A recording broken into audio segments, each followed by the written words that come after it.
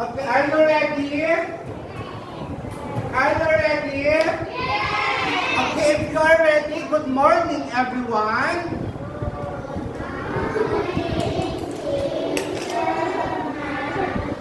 Again, good morning everyone.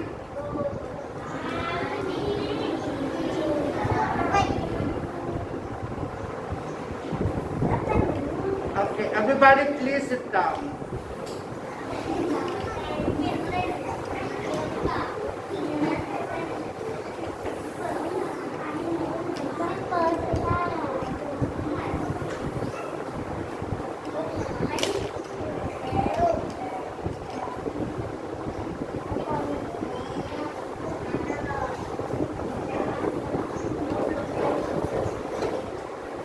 Alright, let us continue our lesson this morning.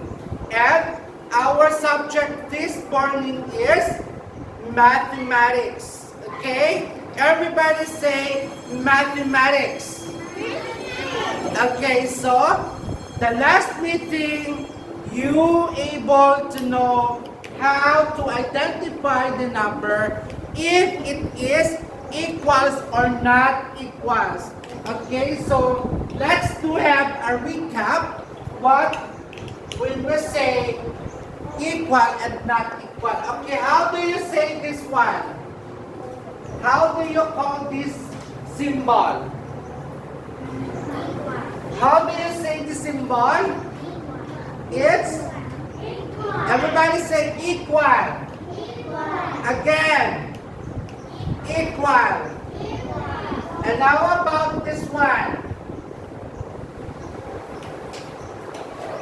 How about this one?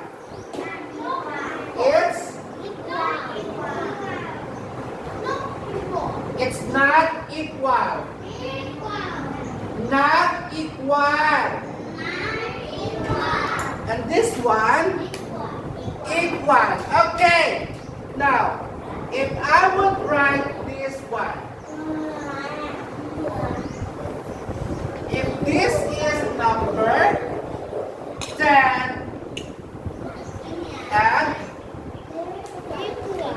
this is number 10, what is the answer here? It's equal. Very good. Okay.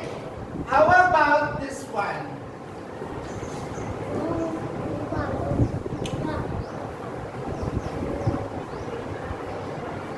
What number is this?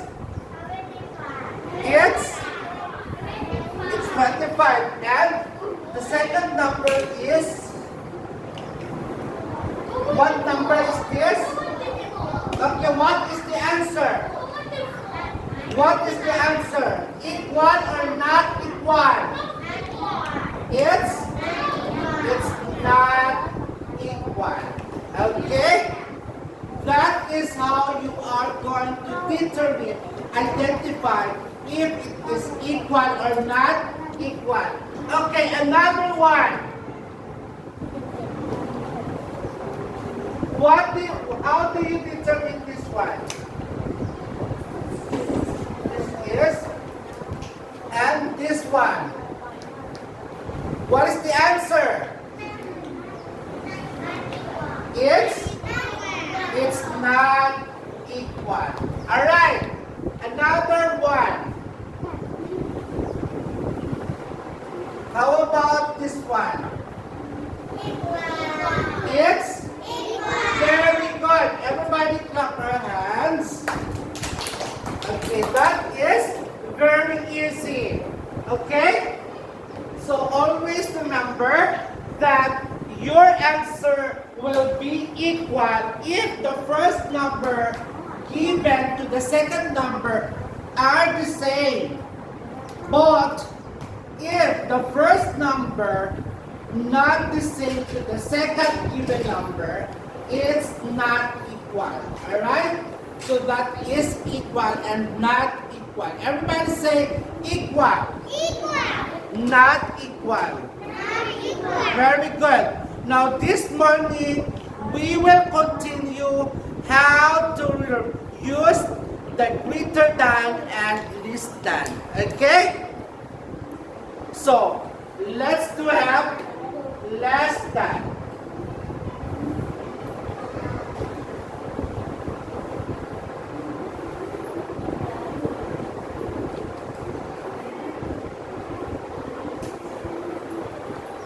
And we have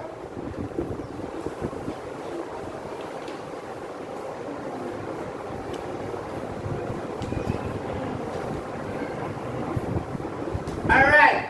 Everybody say less than. Again, less than. And greater than. Greater than. Alright, this morning, my objective is for you to be able to know how to identify the number if it is less than or greater than according to the given number. Okay? So what is the symbol of less than? Less than is this one. Can you remember? And the greater than is this one. Alright, so this is the symbol of less than, and this is the symbol of greater than. Timmy.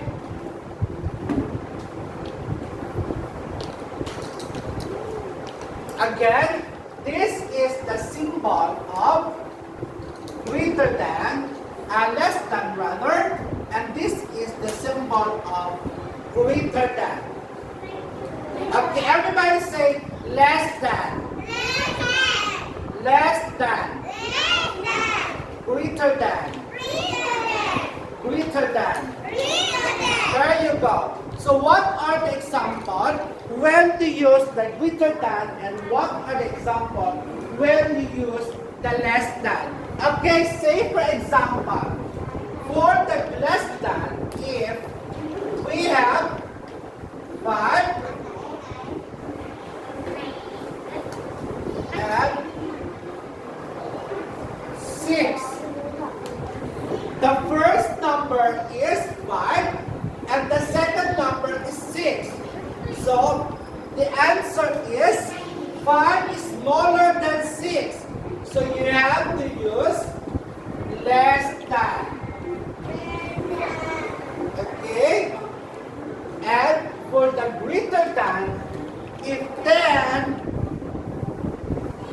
is bigger than 5, 10 is bigger than 5. So you have to use the greater than symbol. Okay? Again, for the less than, if the first number is smaller than the second number, then you have to write or use the less than. But if the first number is bigger than the second number, then you have to use or write the greater than. Okay. Okay, example number 1.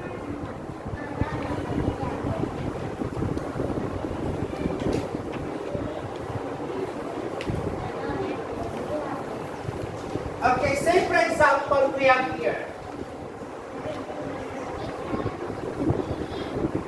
10 and 4, 6 and 12,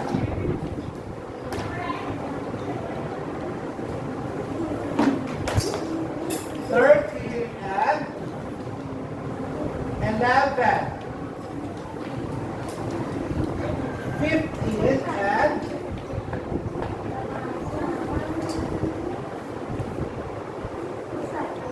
17, and we have 20 and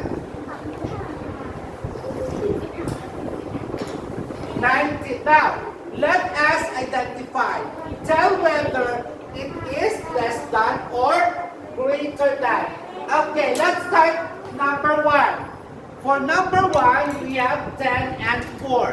10 is bigger than 4. So what is the answer? Greater than or less than? What is the answer? 10 and 4. Is it less than or greater than? It's greater than. Very good. How about 6 and 12? Is it greater than or less than? It's less than. How about 13 and 11? It's greater than. 15 and 17. Less than or greater than? It's less than. 20 and 19.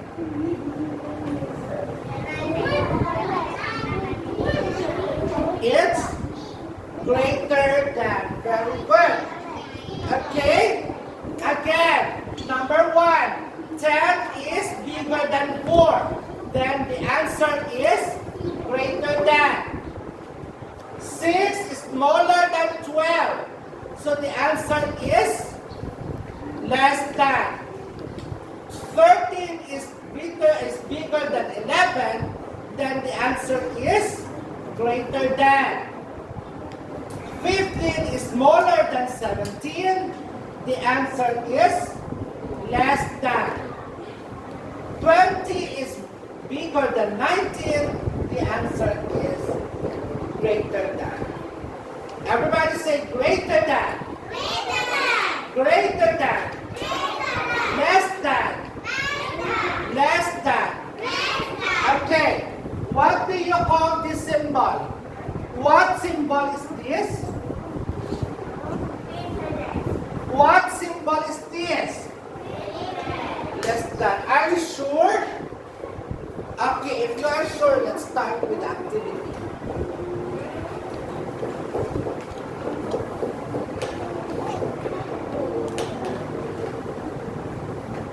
Now you have to identify, tell whether it is less than or greater than. Okay? I have here.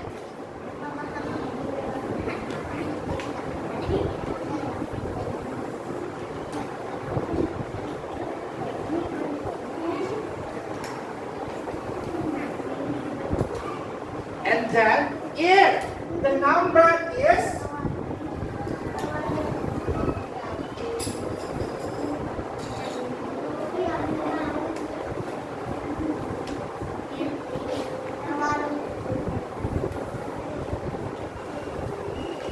okay, what number is this?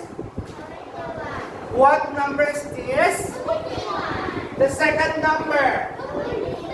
Okay, what is the answer? Who can go to the board?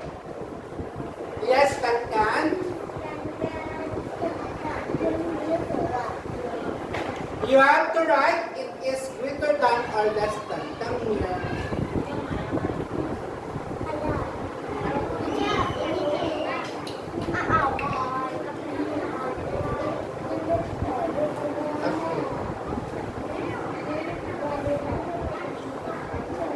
Alright? Is this correct? Yes or no? Okay, clap your hands.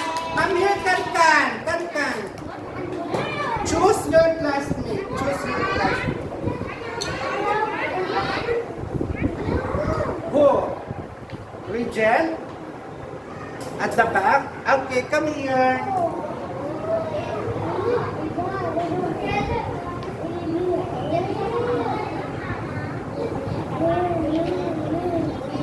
Regent, come here.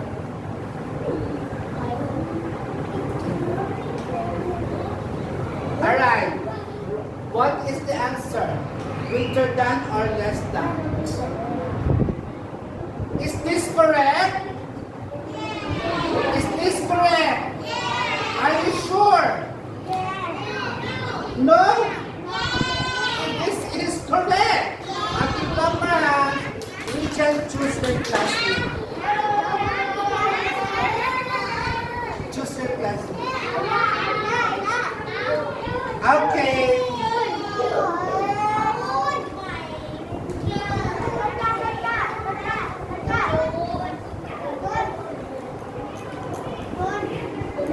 Okay, what number is this? What number? What number is this? And this one.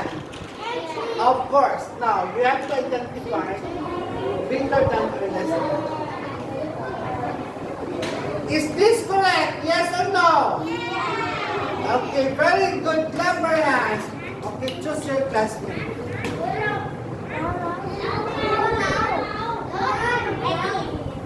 Okay.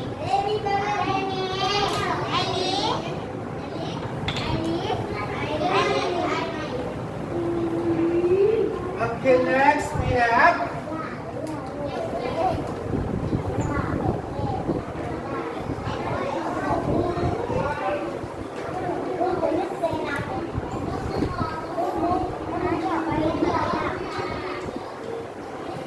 okay, what number is this? What number? This one. Okay, you have to identify. You have to write this bigger than this.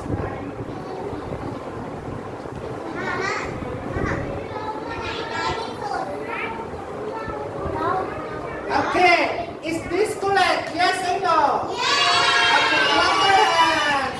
Okay, choose your classmate.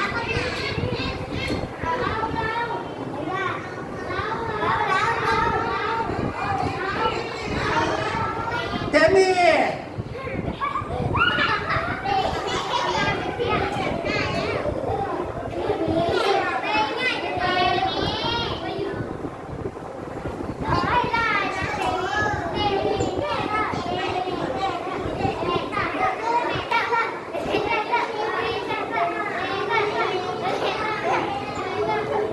Okay, what number is this? 30, 35. How about this one? 33. Okay, Timmy, you have to identify less than or greater than. Is this correct? Yes or no? Okay, so we have to choose. Is this correct? Yes or no? Okay, clap our hands to Timmy. Okay, Timmy, choose it. Aida, come here.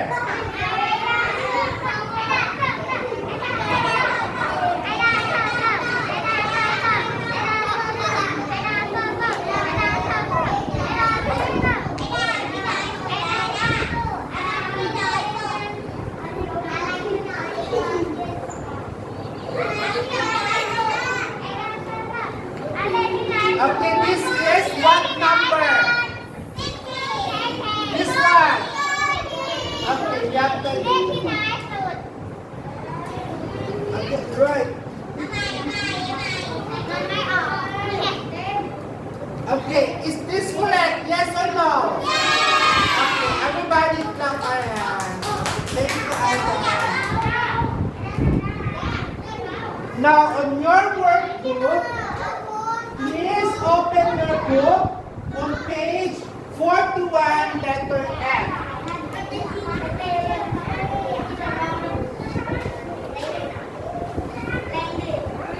Open your workbook.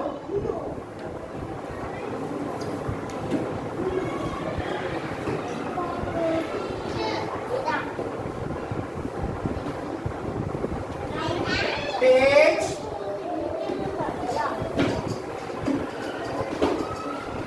41, letter F. Page 41, letter F.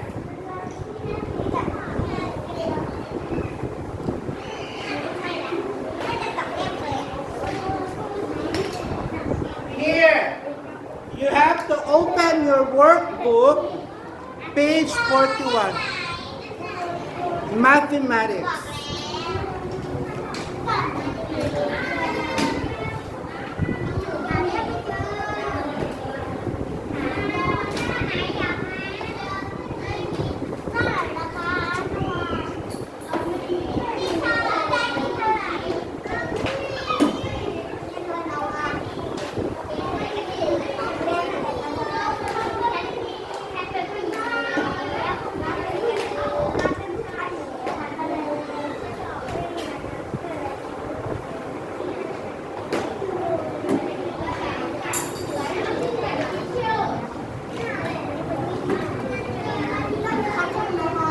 You have to open your workbook. That's okay. You can answer on your own.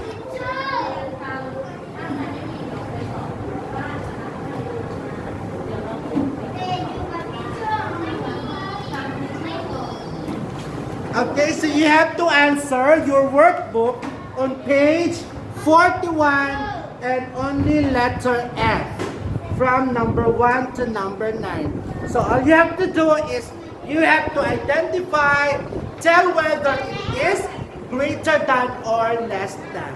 Okay? So to those who have a book, now you can start to answer your book. Alright.